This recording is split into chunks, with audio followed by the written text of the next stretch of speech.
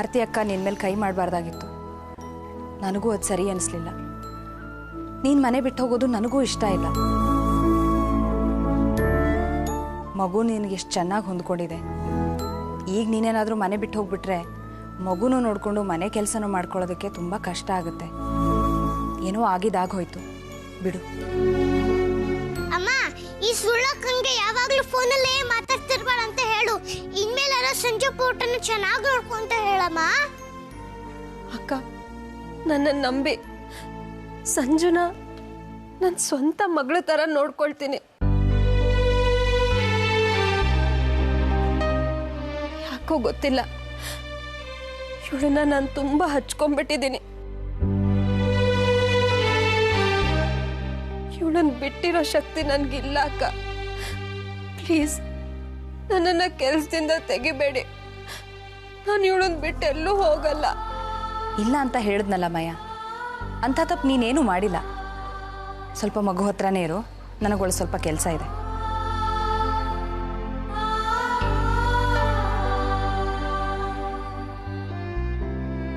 ಪರವಾಗಿಲ್ಲ, ಸುಳ್ಳಕ್ಕಂಗೆ ನಿಜವಾಗ್ಲೂ ಬೇಜಾರಾಗಿದೆ ಅನ್ಸುತ್ತೆ. ಪಾಪ, ಈ ಸುಳ್ಳಕ್ಕಂಗೆ ದೊಡ್ಡಮ್ಮ ಹೊಡೆದೇ ಬಿಟ್ರು. ತುಂಬಾ ನೋವಾಗಿರುತ್ತೆ ಅನ್ಸುತ್ತೆ. ಅಬ್ಬಬ್ಬಾ, ಈ ಮಗುಗೋಸ್ಕರ ನಾಟಕ ಆಡಿ ಆಡಿ ಸಾಕಾಗೋಯ್ತು. ನಾನು ಹೆತ್ತಿರೋ ಮಗುನು ಇಷ್ಟು ಮುದ್ದಿಸ್ತೀನೋ ಇಲ್ವೋ ನನಗೆ ಗೊತ್ತಿಲ್ಲ. ಎಲ್ಲ ನನ್ನ ಕರ್ಮ. ಅಯ್ಯೋ, ಈ ಸುಳ್ಳಕ್ಕ ಕೆಟ್ಟ ಬುದ್ಧಿ ಬಿಡೋದೇ ಇಲ್ಲ, ಒಳ್ಳೆ ಬುದ್ಧಿನೇ ಕಲಿಯಲ್ಲ.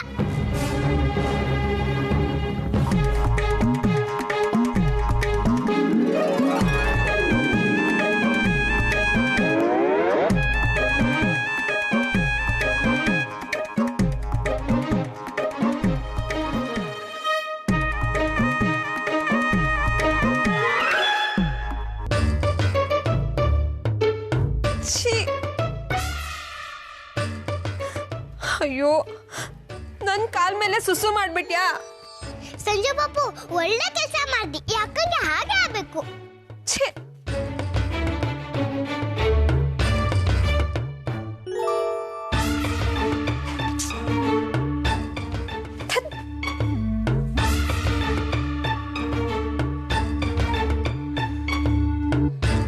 ನಾಟ್ ರೀಚಬಲ್ ಅಂತ ಬರ್ತಿದ್ಯಲ್ಲ, ಇನ್ನೊಂದ್ಸಲಿ ಟ್ರೈ ಮಾಡೋಣ. ಇವಳು ಸುಳ್ಳಿ ಅಂತ ಅಮ್ಮಂಗೆ ಹೇಳ್ಬೇಕು. ತಂಗಿನ ಬೈತ್ಯಾ? ನೀವೀಗೇನ್ ಮಾಡಿಸ್ತೀನಿ ನೋಡ್ತಿರು.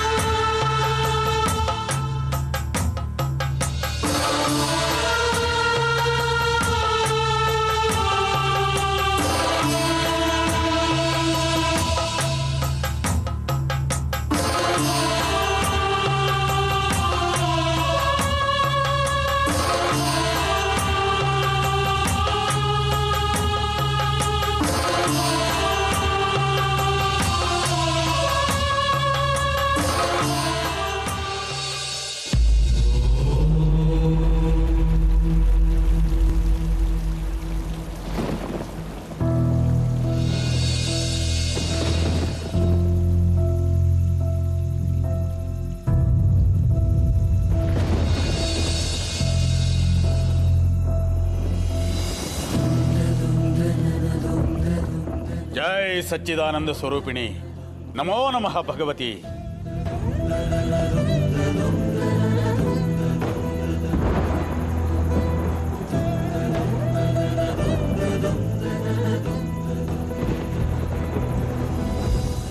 ಶುಭಂ ಭವತು। ಏನು ತಾವು ಬಂದಿದ್ದು? ಬಹಳ ದಿವಸಗಳ ನಂತರ ನಮ್ಮ ಆಶ್ರಮದ ಕಡೆ ಬಂದಿದ್ದೀರಾ?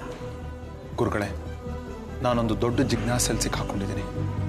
ಅದನ್ನು ಪರಿಹರಿಸೋಕ್ಕೆ ತಮ್ಮಿಂದ ಮಾತ್ರ ಸಾಧ್ಯ. ನೀವೇ ಒಂದು ದಾರಿ ತೋರಿಸ್ಬೇಕು. ಅದೇನು ಹೇಳಿ? ಗುರುಗಳೇ, ಈಗ 2ನೇ ಮಗುಗೆ ಅನ್ನಪ್ರಾಶನ ಮಾಡಿಸ್ಬೇಕು ಅಂತ ಅಂದ್ಕೊಂಡಿದ್ದೀವಿ. ತುಂಬ ಸಂತೋಷ, ಮಾಡಿ. ಈ ತಿಂಗಳಲ್ಲಿ 5-6 ಒಳ್ಳೆ ದಿನಗಳಿವೆ. ಅದರಲ್ಲಿ ಯಾವುದಾದ್ರೂ ಒಂದು ದಿವಸ ಅನ್ನಪ್ರಾಶನ ಶಾಸ್ತ್ರ ಮಾಡಿಸ್ಬೋದು. ಸಮಸ್ಯೆ ಅದಲ್ಲ ಗುರುಗಳೇ.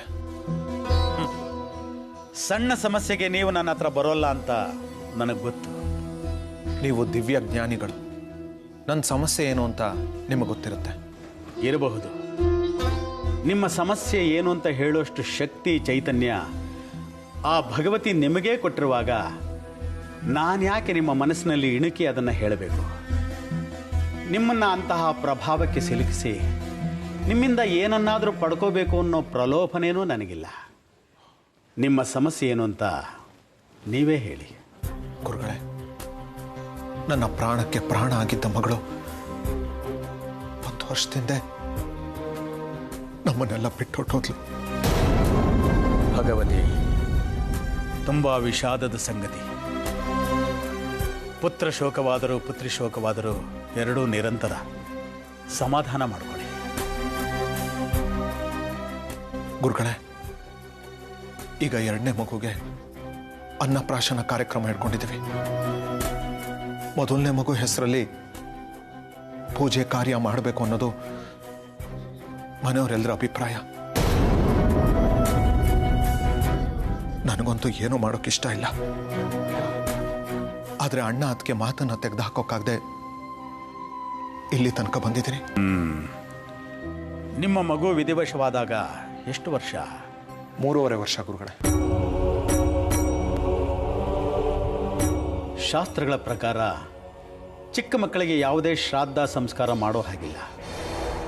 ಮಕ್ಕಳಿಗೆ ಯಜ್ಞೋಪವೀತ ಧಾರಣೆ ಆಗಿರಬೇಕು ಅಥವಾ ವಿವಾಹ ವಿಧಿ ನೆರವೇರಿರಬೇಕು. ಆಗಷ್ಟೇ ನಾವು ಕರ್ಮಗಳನ್ನು ಮಾಡೋಕ್ಕಾಗೋದು. ಆ ಪ್ರಕಾರ ಹೇಳೋದಾದರೆ ನೀವು ನಿಮ್ಮ ಮಗಳಿಗೆ ಯಾವುದೇ ಶ್ರಾದ್ದಾದಿ ಕರ್ಮಗಳನ್ನು ಮಾಡೋ ಹಾಗಿಲ್ಲ. ಹಾಗಾದರೆ ನೇರವಾಗಿ ನಾವು ಅನ್ನಪ್ರಾಶನ ಕಾರ್ಯಕ್ರಮ ಮಾಡ್ಬೋದಲ್ವಾ? ಖಂಡಿತ.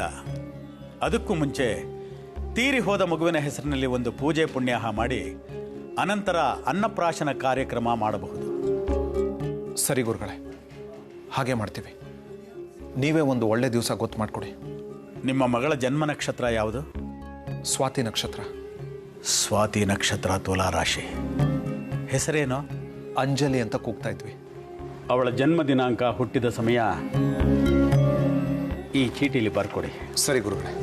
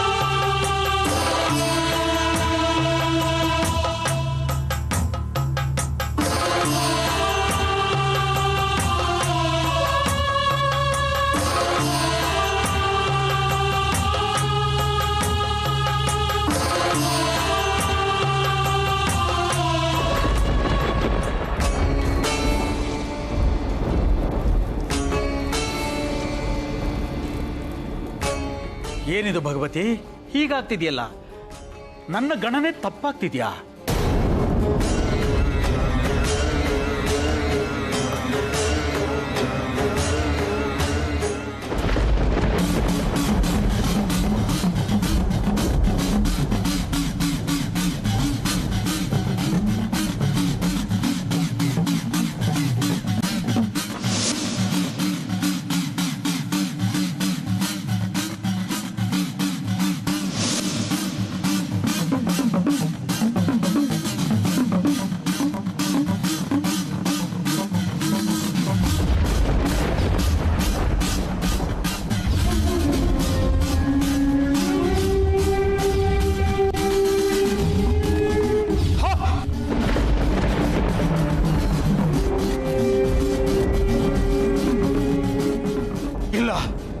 ಸಾಧ್ಯನೇ ಇಲ್ಲ. ಗುರುಗಳೇ, ಏನಾಯ್ತು? ಏನ್ ಸಾಧ್ಯ ಇಲ್ಲ? ನಿಮ್ಮ ಮಗಳು ಸತ್ತಿರೋದಕ್ಕೆ ಸಾಧ್ಯನೇ ಇಲ್ಲ.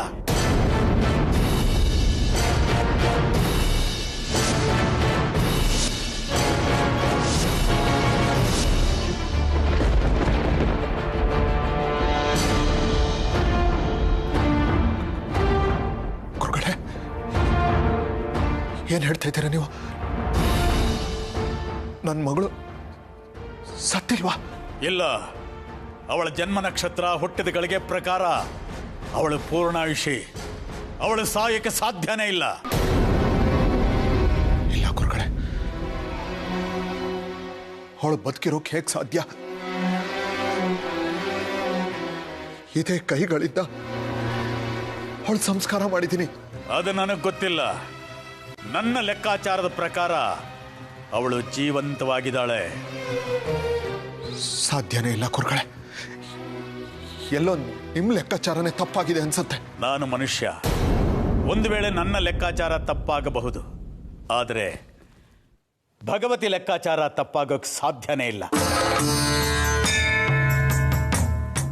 ನಿಮ್ಮ ಮಗಳು ಸತ್ತಿಲ್ಲ. ಗುರುಗಳೇ, ಅದು ಹೇಗೆ ಸಾಧ್ಯ? ಸಾಧ್ಯ ಅಸಾಧ್ಯತೆಗಳ ಪರಾಮರ್ಶೆ ನನ್ನ ಕೈಲಿಲ್ಲ. ವಿಧಿ ನಿಯಮವನ್ನಷ್ಟೇ ನಾನು ಹೇಳಬಲ್ಲೆ. ಕಾರ್ಯಕಾರಣ ಸಂಬಂಧಗಳು ಬೇರೆಯೇ ಆಗಿರುತ್ತೆ. ಅವನ್ನ ಸೂಕ್ಷ್ಮ ಶರೀರದ ಮೂಲಕ ನೋಡಬೇಕು. ಆ ಶಕ್ತಿ ನನಗಿಲ್ಲ. ಎಲ್ಲ ಅಯೋಮಯ ಅನ್ನಿಸ್ತಾ ಇದೆ ಗುರುಗಳೇ. ನನ್ನ ಮಗಳು ಬದುಕಿದಾಳೆ ಅಂದ್ರೆ ಈ ಪ್ರಪಂಚದಲ್ಲಿರೋ ಸುಖ, ಸಂತೋಷ, ಭೋಗ, ಭಾಗ್ಯ ಇದ್ಯಾವುದೂ ನನಗೆ ಬೇಡ.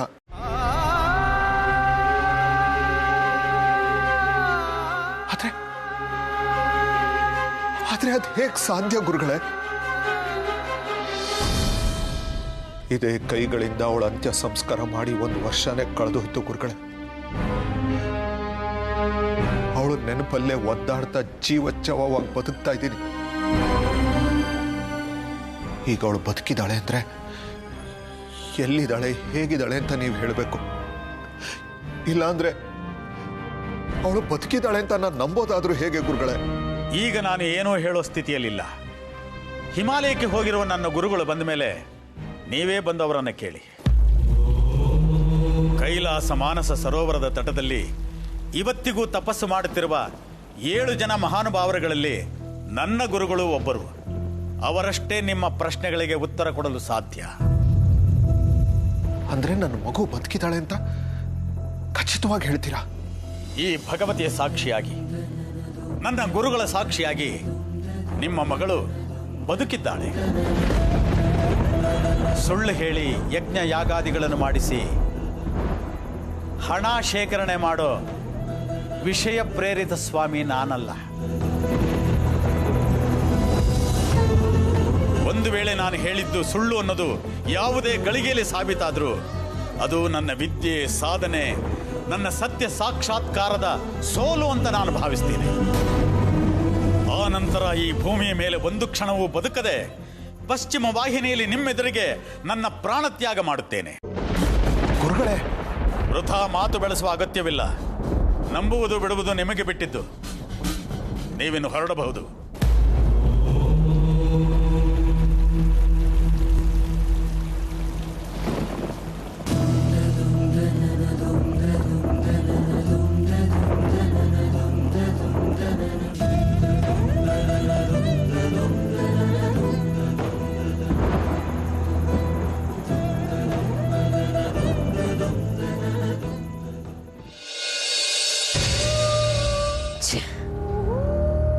ಅನ್ಕೊಂಡ ಹಾಗೆ ಏನೂ ನಡೀತಿಲ್ಲ.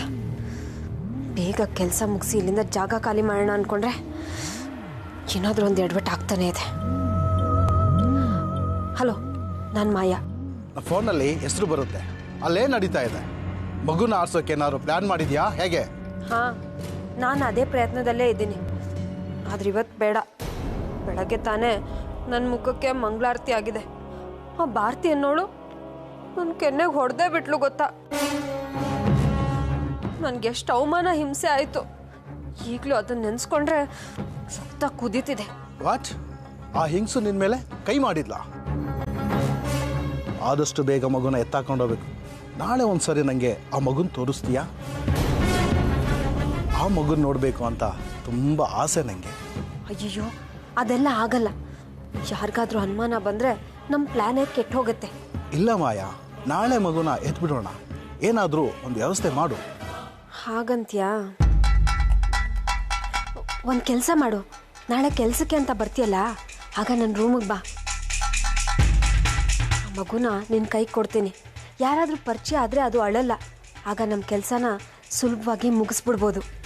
ಸರಿ, ರೂಮಿನ ಬಾಗಿಲು ತೆಗ್ದಿರು. ನಾನೇನಾದರೂ ಮಾಡಿ ಎಲ್ಲರ ಕಣ್ಣು ತಪ್ಪಿಸಿ ಬರ್ತೀನಿ. ಹಾಗೆ ಮಾಡ್ತೀನಿ. ಆದರೆ ಒಂದು ವಿಷಯ, ಆ ಹೆಂಗಸಿನ ಕಣ್ಣಿಗೆ ಮಾತ್ರ ಕಾಣಿಸ್ಬೇಡ. ನೀನು ಬಂದೆ ಅಂತ ಅವಳಿಗೆ ಗೊತ್ತಾದರೆ ನನ್ನನ್ನು ಕೊಂದೇ ಬಿಡ್ತಾಳೆ. ಸರಿ, ಫೋನ್ ಇಡ್ತೀನಿ.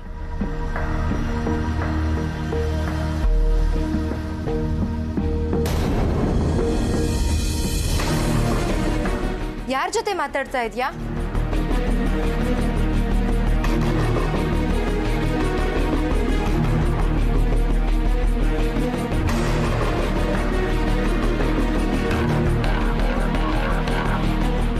ನಿನ್ನನ್ನೇ ಕೇಳ್ತಿರೋದು.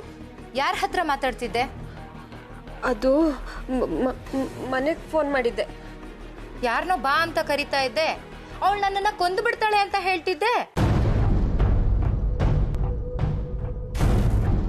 ನಿಜ ಹೇಳು, ಯಾರ ಹತ್ರ ಮಾತಾಡ್ತಿದ್ದೆ? ಮಗುನ ಎತ್ಕೊಂಡು ಹೋಗೋದಕ್ಕೆ ಪಿತೂರಿ ಮಾಡ್ತಾ ಇದ್ಯಾ? ಇಲ್ಲ ಅಕ್ಕ, ಹಾಗೆಲ್ಲ ಏನಿಲ್ಲ. ಮತ್ತೆ ಯಾರ ಜೊತೆ ಮಾತಾಡ್ತಾ ಇದ್ದೆ? ನಿಜ ಹೇಳು. ಸಾರಿ, ಬೆಳಗ್ಗೆ ನೀವು ನಂಗೆ ಹೊಡೆದಾಗ್ಲಿಂದ ನನಗೆ ತುಂಬ ಹೆದರಿಕೆ ಆಗ್ತಿದೆ. ನಮ್ಮ ಅಣ್ಣ ಬಂದು ನನ್ನ ಕರ್ಕೊಂಡು ಹೋಗ್ತಾನಂತೆ. ಅವನ ಜೊತೆಗೆ ಮಾತಾಡ್ತಿದ್ದೆ. ನಾನು ಹೊರಟೋಗ್ತೀನಿ. ಅದ್ರ ಅವಶ್ಯಕತೆ ಇಲ್ಲ. ನಾನು ನಿನ್ನ ಕೊಲ್ಲೋ ಅಷ್ಟು ಕೆಟ್ಟವಳಲ್ಲ. ನೀನು ಮಗುನ ಎತ್ಕೊಂಡು ಹೋಗೋ ಅಷ್ಟು ಕೆಟ್ಟವಳಲ್ಲ ಅಂತ ನನಗೆ ಗೊತ್ತು. ನಾನು ಹೇಳ್ದಾಗ ಕೇಳ್ಕೊಂಡಿದ್ರೆ ನಿನಗೆ ಮನೇಲಿ ಜಾಗ ಇರುತ್ತೆ. ನಾನು ಏನು ಮಾಡಬೇಕು? ಶಾಂತ ಪಕ್ಕ ಇರೋ ಮಗುನ ಎತ್ಕೊಂಡು ಬಾ. ಮಗುನ ಎತ್ಕೊಂಡು ಬರ್ಬೇಕಾ? ಯಾಕೆ? ಯಾಕೆ ಏನು ಅಂತ ಕೇಳಬೇಡ. ಸುಮ್ಮನೆ ನಾನು ಹೇಳ್ದಷ್ಟು ಮಾಡು. ಅದು ಅದು ಅದು ಏನದು? ಅದು ನೀನು ಈ ಕೆಲಸ ಏನಾದರೂ ಮಾಡಲಿಲ್ಲ ಅಂದರೆ ನೀನು ಮಗುನ ಎತ್ಕೊಂಡು ಹೋಗೋದಕ್ಕೆ ಪಿತೂರಿ ಮಾಡ್ತಾ ಇದೀಯ ಅಂತ ಎಲ್ಲರ ಹತ್ರನೂ ಹೇಳಿ ಬೆಳಿಗ್ಗೆನೆ ನಿನ್ನನ್ನು ಈ ಮನೆಯಿಂದ ಓಡಿಸ್ಬಿಡ್ತೀನಿ ಅಷ್ಟೇ. ಅಯ್ಯಯ್ಯೋ, ಹಾಗೆ ಮಾಡಬೇಡಿ. ಸರಿ, ನೀವು ಹೇಳ್ದಾಗೆ ಮಾಡ್ತೀನಿ. ಆಯಿತು, ಬಾ ನನ್ನ ಜೊತೆ.